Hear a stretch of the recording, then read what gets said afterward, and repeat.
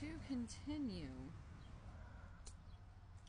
both borderlines and narcissists display hypersensitivity to criticism. Failure or rejections can precipitate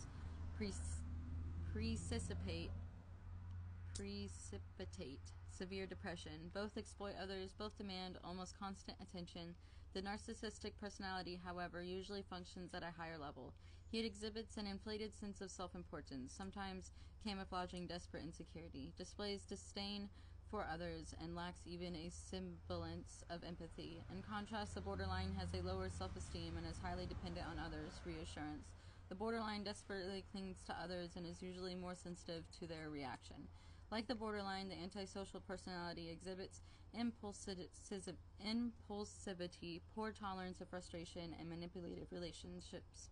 The antisocial personality, however, lacks a sense of guilt or conscience. He is more detached and is not purposely self-destructive. The histrionic personality shares with the borderline tendencies of attention-seeking, manipulativeness, and shifting emotions.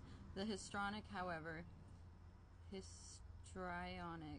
usually develops more stable roles and relationships. He is usually more flamboyant in speech and manner, and emotional reactions are exaggerated. Physical attractiveness is the histrionic's primary concern. One study compared psychological and social functioning in patients with BPD,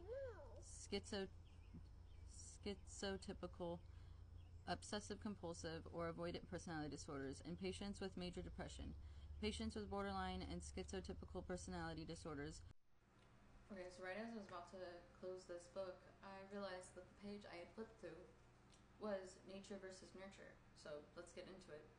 The nature-nurture question is, of course, a long-standing and controversial one that applies to many aspects of human behavior. It is one afflicted with BPD because of a biological destiny inherited from parents, or because of the way parents handled or mishandled upbringing. Do the biochemical and neurological signs of the disorder cause the illness, or are they caused by the illness? Why do some people develop BPD in spite of an apparently healthy upbringing? Why do others, burdened with a background filled with trauma and abuse, not develop it? These chicken or egg dilemmas can lead to false assumptions. For example, one might conclude, based on developmental theories, that the causal direction is strictly downward. That is, an aloof, detached mother would produce an insecure borderline child, but the relationship might be more complex, more interactive than that. A colicky, unresponsive, unattractive infant may generate disappointment and detachment in the mother. Regardless of which comes first, both continue to interact and perpetuate interpersonal patterns, which may endure over many years and extend to other relationships. The mitigating effects of other factors, a supportive father, accepting family and friends, superior education, physical and mental abilities, will help determine the ultimate emotional health of the individual. Though no evidence supports a specific BPD gene, humans may inherit chromosomal vulnerabilities. That's the part we just read about. And then here's the last paragraph. As many borderlines learn that they must reject the either or, black or white ways of thinking, researchers are beginning to appreciate that most likely model for BPD and the most medical and psychiatric illnessness recognizes multiple contributing factors, nature and nurture, working and interacting simultaneously. Borderline personality is a complex tapestry, richly embroidered with